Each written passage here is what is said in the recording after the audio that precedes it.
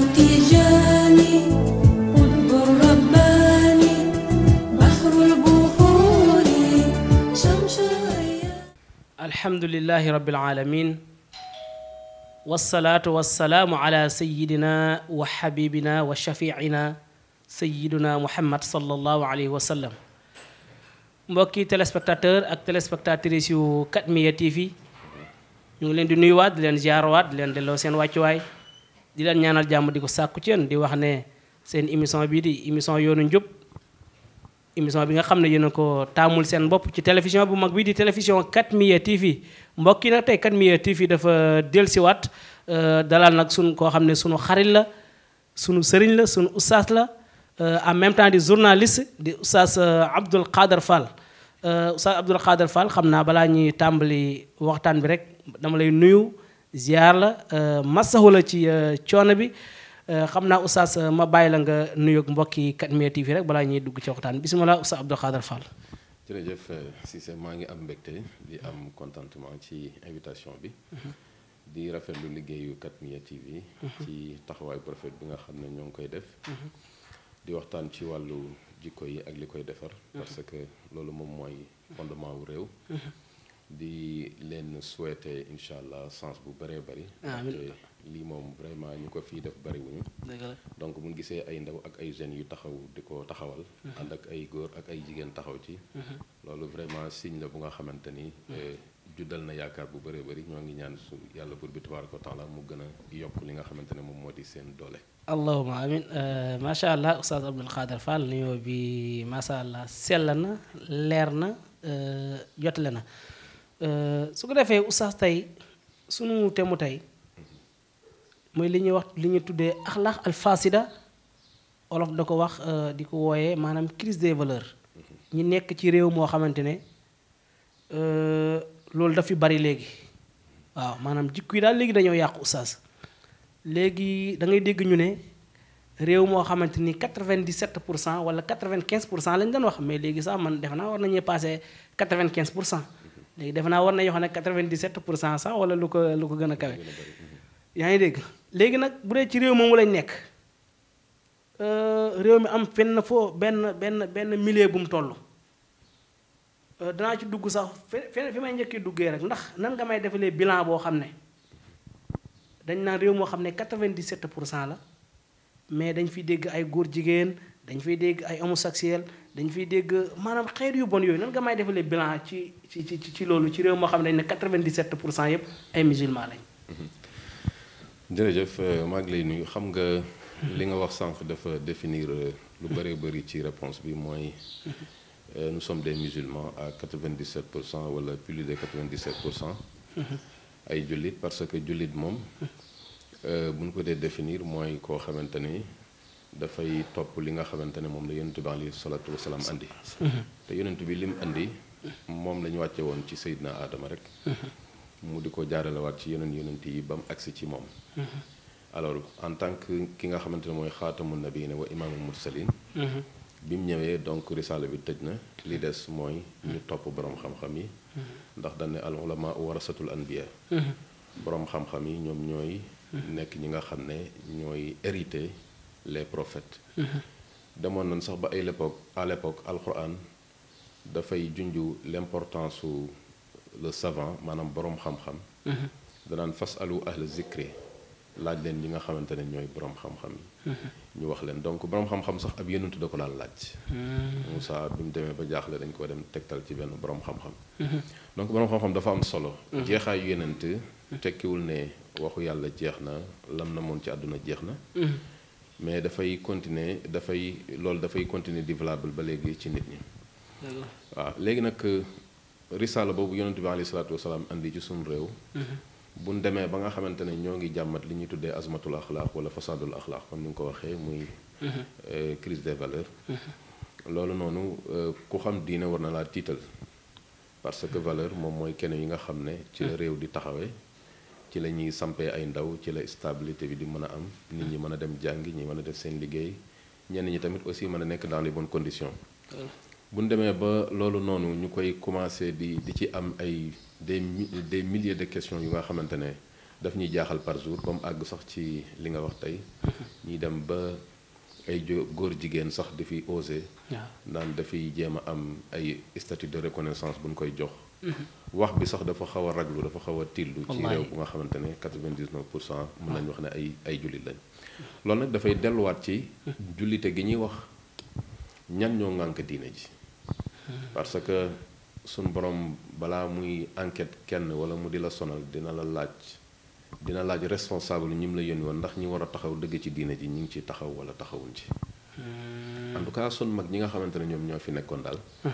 seen livre yi li muy wane mooy taxawoon nañ taxawaay ba war moo taxoon tubaab yi sonal leen kon tey jii buñ toogee ba gis ñu kenn ku fi tubaab di sonal kon ñoom war nañoo xoolaat seen bopp au contraire bu ñu demee ba suñuy noon di ñu tagg bay ba nga xam ne nekkuñu ci lañ war a nekk parce que suñu noon yi duñu tagg ci lu baax kon donc loolu bokk na ci li nga xamante ne war nañ ko xoolaat c'est-à-dire ñi nga xamante ne ñooy yor responsabilité diine ji ñooñu seen rôle tamit aussi war nañ koo xoolaat bu baax ñaareel bi l'absence des écoles écoles yi dafa commencé écoles yi nga xam ne xamoon nañ ko démb écoles yi nga xam ne école originale la nga xam ne ay mag yu nga xam ne dañ daan jël ay nit sélectionné leen tànn leen pour génération bi waaj a ñëw xeetu yar boobu tamit aussi dafa mel ne kenn gisatu ko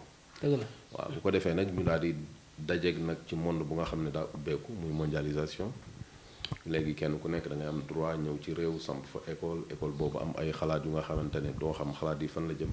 yooyu di jeexital ci ndaw yi donc yooyu yëpp bu ñu demee au fur et à mesure muy gën a màgg dañuy dem ba nga xamante ne valeurs yu bëree bëri dañ koy perte avec nag la révolution technologique bi nga xamante ne koo gis mi ngi yor portable mu ngi yor WhatsApp ma ngay Snapchat ma ngay ñëpp sax dañoo mujj nekk ay journalistes ak ay artistes ak yeneen ak yeneen wallaahi ndeysaan donc yooyu dafay dem ba nga xamante ne vraiment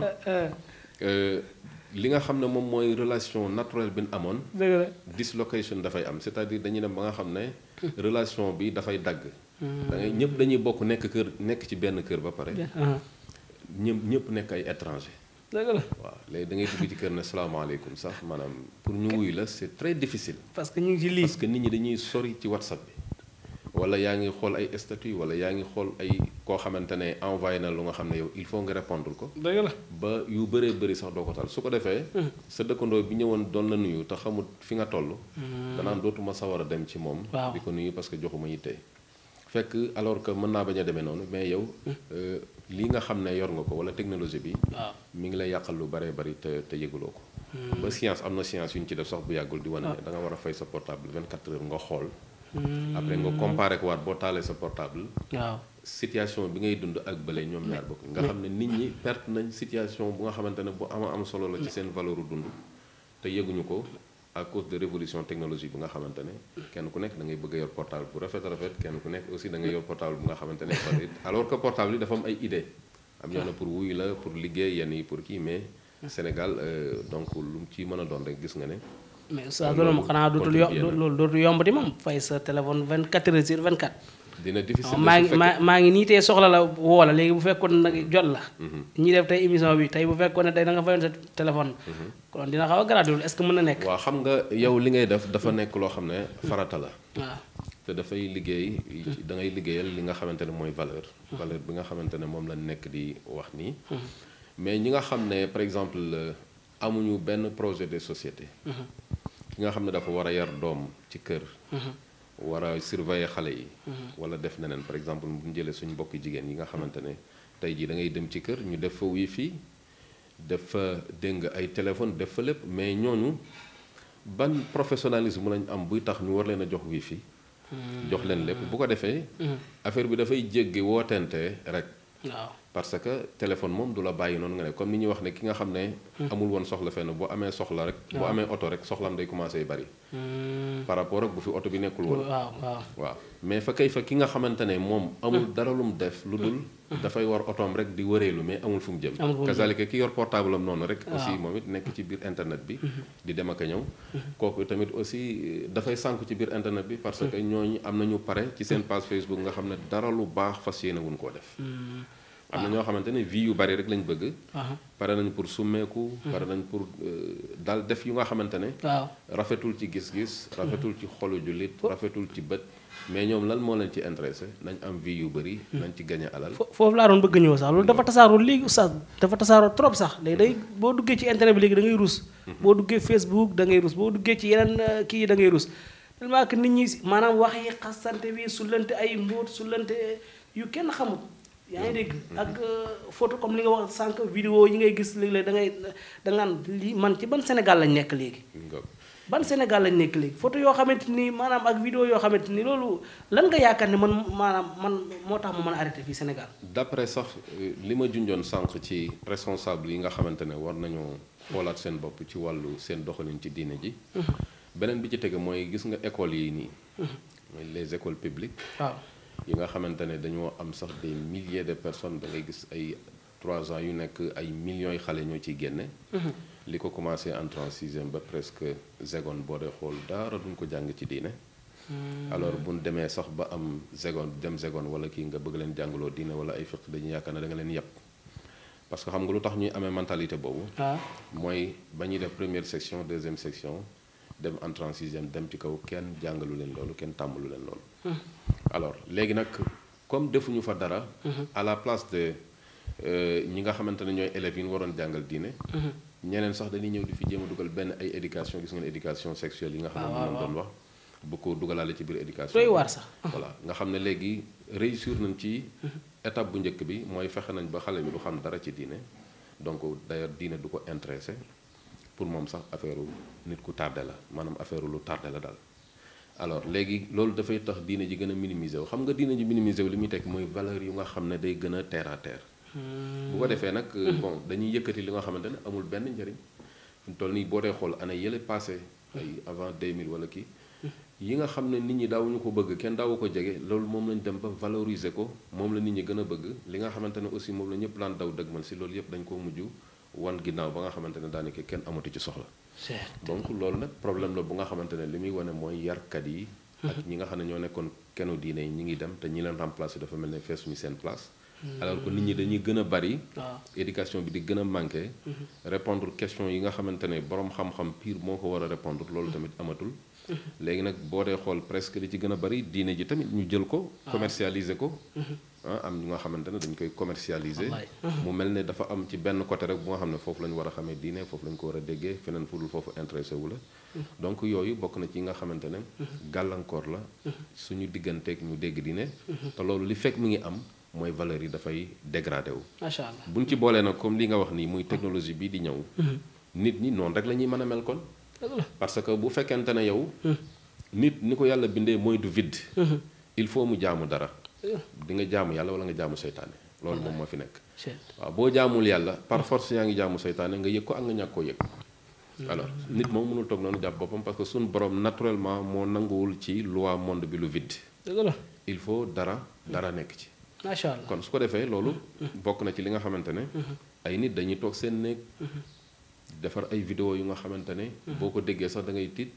mais ñu ànd ak audace bu nga xamante ne kenn mënu la koy wax di wax ay wax yu nga xam ne ñii di chantage ñii di woo ay nit di leen wax naka sudul noonu donc loolu dem na ba nga xamante ne métier sax la nar a doon alors que dafa mel ne boo dee xool nit ñi loolu rek la ñuy seetaan parce que boo demee ci vie da ngay gis ne des milliers de personnes ñoo koy partagé di ko seetaan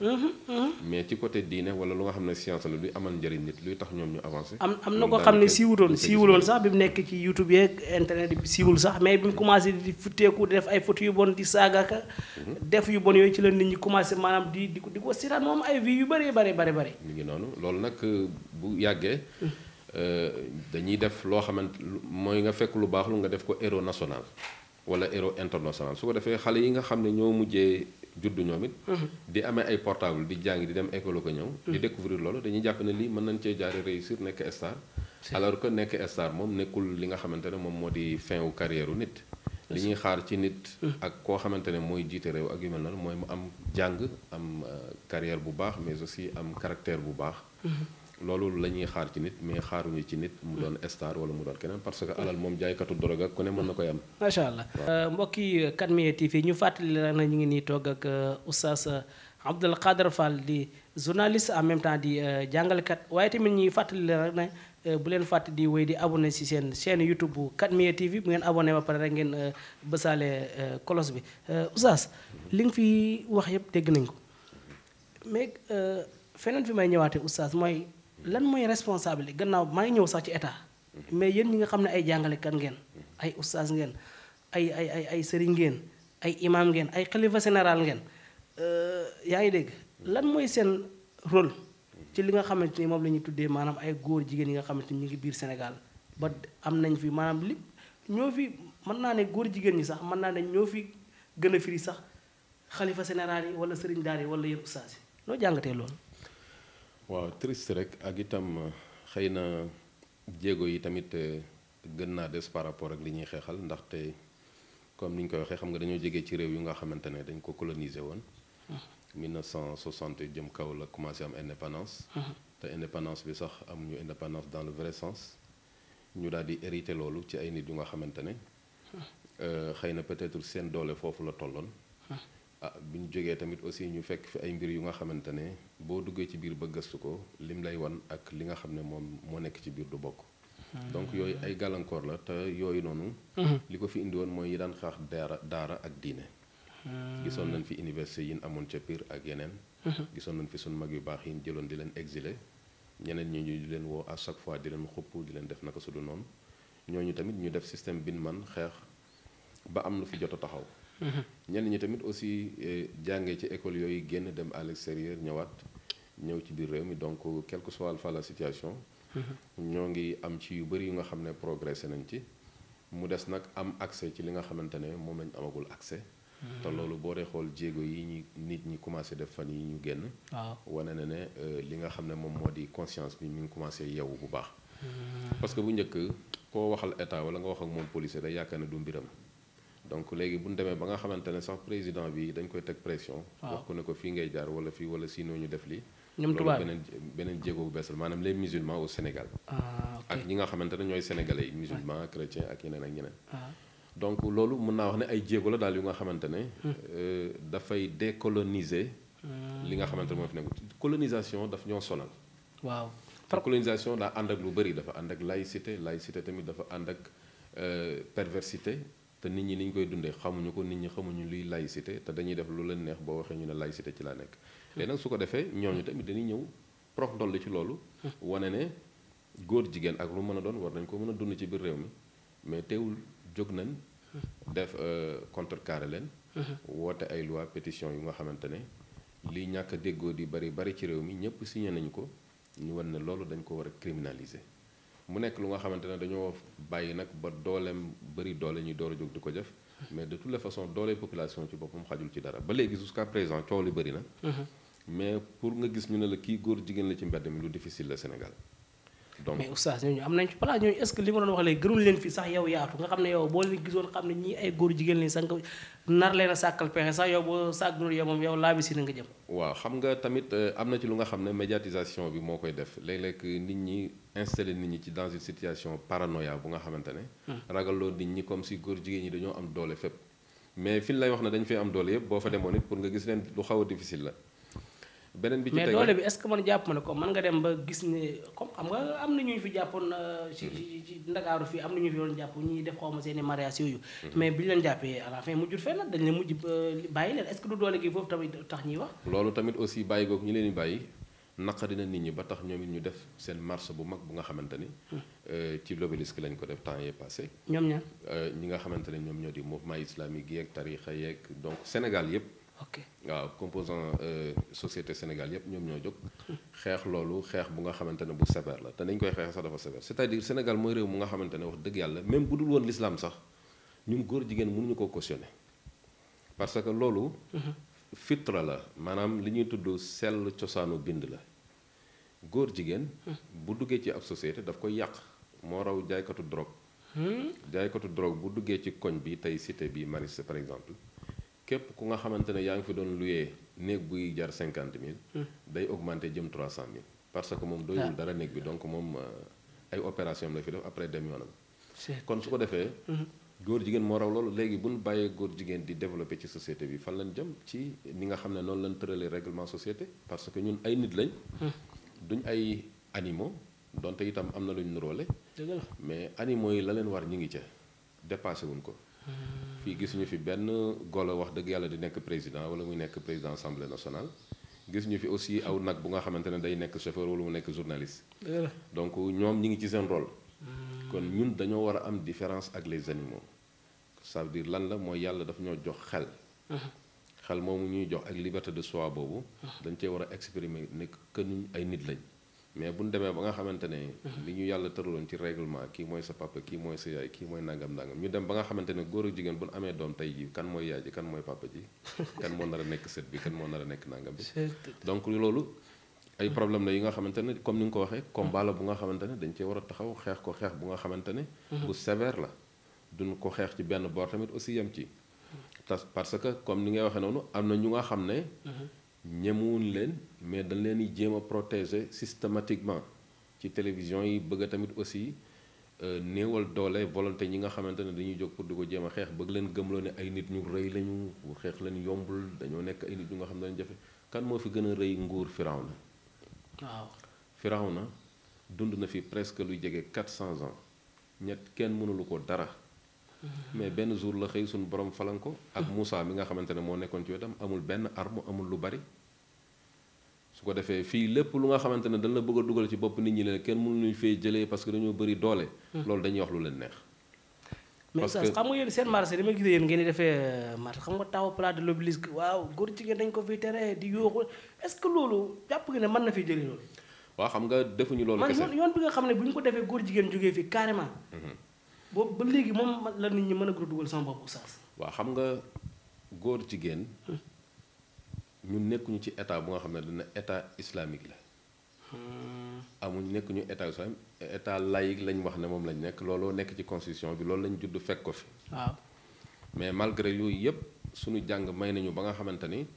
am na yu nga xamante ne wax dëgg yàlla mi ngi xew ci yenn société kenn ñi mu koo def suñu société mais bu ñu sàgganee dana dugg ci suñu biir société alors que looloo tax ñuy jóg di xeex pétition bi gars yi def pour jéem a xeex li nga xamante ne mooy affaire góor jigéen mooy criminaliser ko ça veut dire bu ñu ko xasee criminaliser léegi nag état li ko war mooy fu ne góor jigéen a ngoog léegi nag acca jóg nag teg ko ay daan yu sévère dafay daal di war ndax dinañ ko criminaliser wala déet en tout cas étape bi ñu njëkk a jóg maanaam loolu ci état nga ko séentu yow loolu état kenn séntuwu ko ci moom mais dañ koy forcer par la force mu def ko parce que ñun ñooy état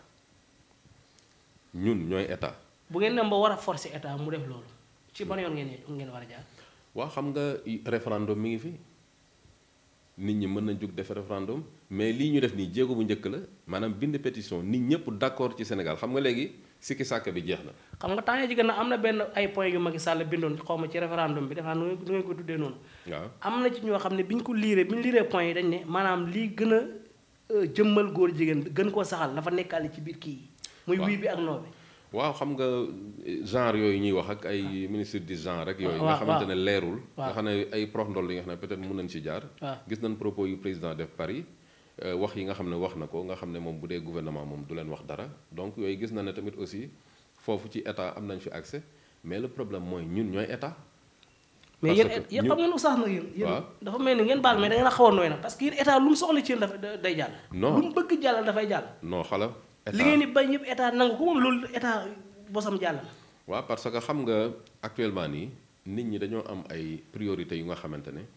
da leen a gën a soxal ci seen dund mooy seen nekkin naka la ñuy def ba seen dund baax naka la ñuy def ba nekk dans des bonnes conditions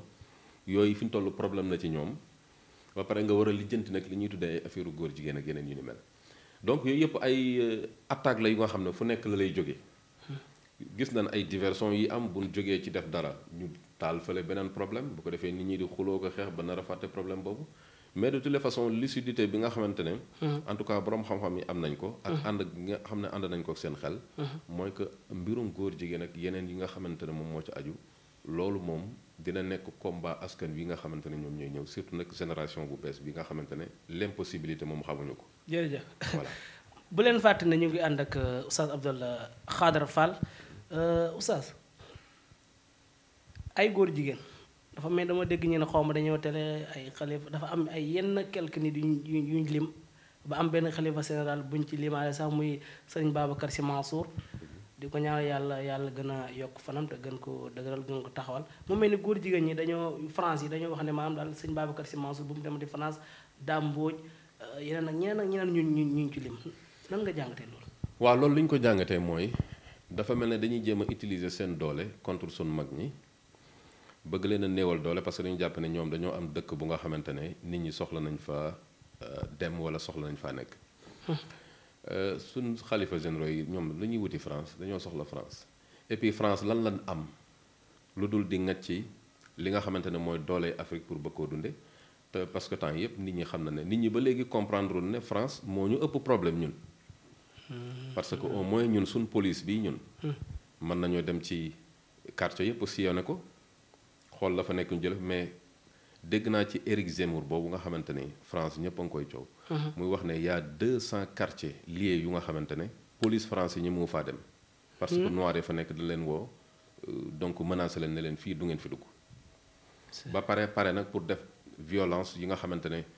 policier bu fi ñëw mën naa dal sa njaboot wala mu dal sa jabar wala leneen ak leneen. à cause de racisme bi nga xam ne moo am France ak tamit décision politique de racisme yi nga xam ne moo fay dem donc ñoom ñoo ñu ëpp problème te mënatuñoo contrôler sax li ñu jotoon a am. kon donc ñoom ñàkk dem seen réew amul lu ñuy jëriñ et puis ñoom it aussi. dañ ñoo soxla am nañ fi intérêt bu bëri bu ñu ko fàtte. ñoom bu ñu fi naree indi problème suñu mag ñi. ñu taxaw seen société yi fi nekk kenn dootul jënd seen produit yi parce que ñoom actuellement ñam nañ. bi ñu waxee nga yaakaar ne jullit yi am nañ kii boobu. am nañ force boobu parce que bi ñu fi njëkkee wax yonent bi naka sulu noonu. sallallahu alayhi wa sallam Erdogan dafa joxe ordre ne. bu kenn jëndati produit France. oh non kooku amirul mu'minin la kooku kay. yaa ngi dégg. bokkul bi ñu ko defee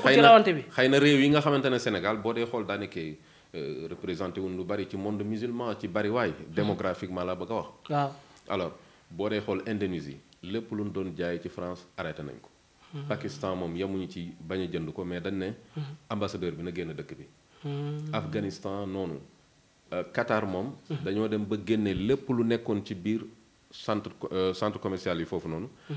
ñu ne produit yi nañ ko jël jox ko Bangladesh yi nga xam ne dañoo ñàkk waa Bangladesh yi ne ñun duñ ko lekk parce que loo xam ne yonent bi moo tax ñu génnee ko ñun duñ ko lekk dañoo mujj jël bépp produit France taal ko nga xam ne. sondage bi ñu mujjee def France perte na luy tolloog 160 milliards d'euros. boobaak léegi. liñ bañ a jël seen produit yooyu. te ba léegi produit yi delloogul. kon ça veut dire foofu. ñam nañ fi lu baree bari. te duñ ko fàtte fii Sénégal tamit am na ñoo xam ne def nañ seen boycott li ñu mën. kon ñoom bu ñu naree indilaat problème parce que ñun dañuy xeex ay góor jigéen. parce que dañuy xeex góor jigéen te ñun am nañ droit xeex ne góor jigéen du fi am parce que góor jigéen bu fi amee ñun ñëpp dañuy torox. waaw léegi ñu ne suñu xalifa généraux yi dootuñu dem Paris ku fi bëggati dootoo dem Paris ñun tamit aussi ñoom it seen produit yi nekk fii bay boo ñu séntu ne. seen guerre boobu bu continuer ñun tamit dinañ continuer seen produit yi nekk fii kenn dootu ko jëndati loolu rek la. parce que ñoom économie la ñuy jaamu dañoo wax ne mbéjam kanam borom a ko fayal boppam. économie la ñuy jaamu xaalis la ñuy jaamu alal la ñuy jaamu ñun xam nañ fan la leen di jaar. macha allah waaw. saa xam naa li des si temps bi bëriwul mais benn question bu gaaw rek. xam naa moom mi sax dana dugg sax ci wàllum crise de valeur. yàggul dara dama fi dem ci benn télévision bu mag. boo xam ne boo doon def concours ci ñi koy seetaan benn mu jël premier wala mu jël deuxième. du ma tudd benn tur nag. dama fa dem am ku ma fa soxla woon waxtu julli fekk ma fa. ma ne xaaral ma dugg pour ñaan pour jàpp julli ñu ne ma directeur sàngam daf fiy tere loolu affaire bi nag xaw ma sokk trop ba dama xaar ba génn ci koñ boobu dox tuuti rek gis ci pegg tali foofu benn jàkk yu ndaw yi mooy jàkk astafurlah jàkk sax du ndaw mais benn jàkk yi pegg yoon yooyu ci laa jàpp julli am nga jàngat ci loolu mbaa yow fa ngay liggéey loolu du leen dal. waaw déedéet bon man jàppewu ma ne loolu dina am parce que en tout cas Walfadjri bi ma nekkoon moom. foo bëgg a julli da ngay julli. waaw ci kaw su dem nañ ba léegi sax ci jàkk lañ fa def. bu nga xamante ne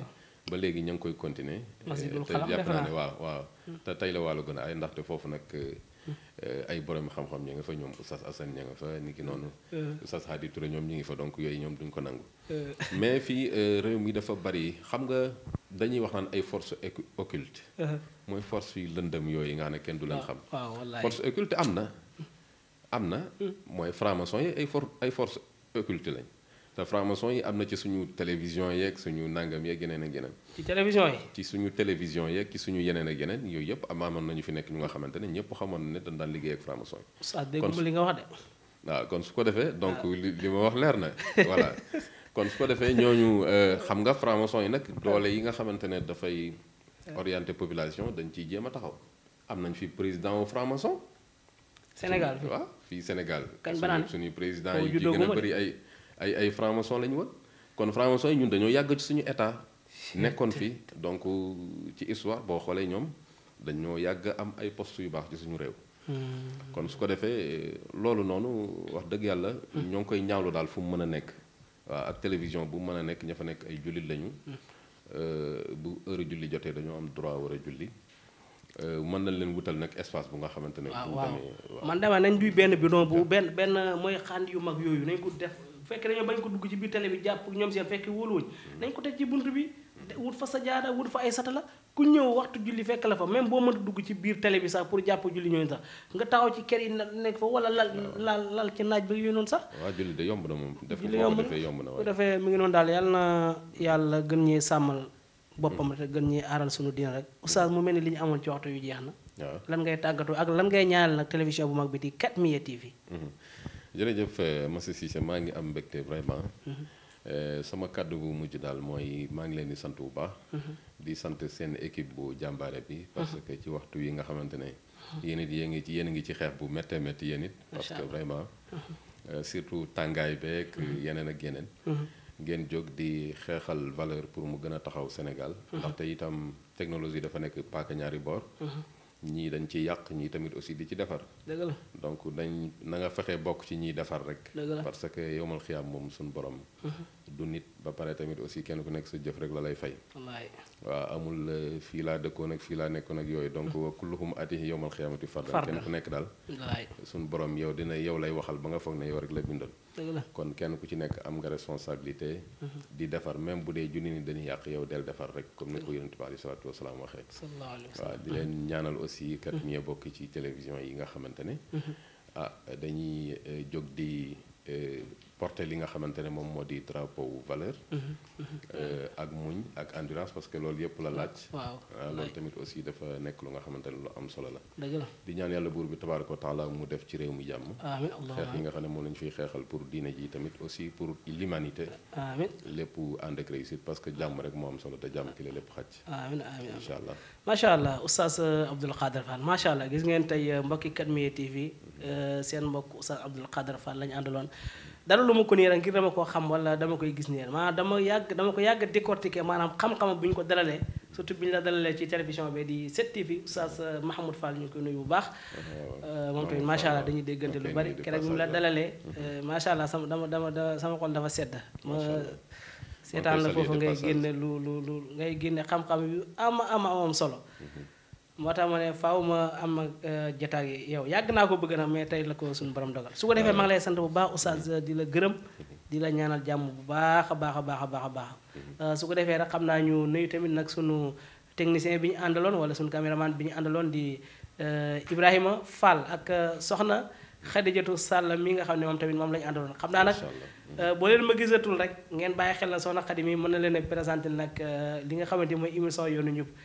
macha allah jàmbaar la xam naa ne su ko defee rek mbokk yi fii la leen di tàggu rek ba beneen jotaay ak beneen invité fii ci télévision bu mag bi di 4 TV waaye ci émission bi nga xam ne mooy émission bi nga xam ne yéen ko taamul seen bopp di émission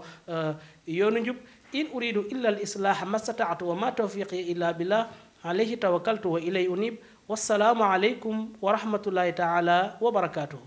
شيخ تجاني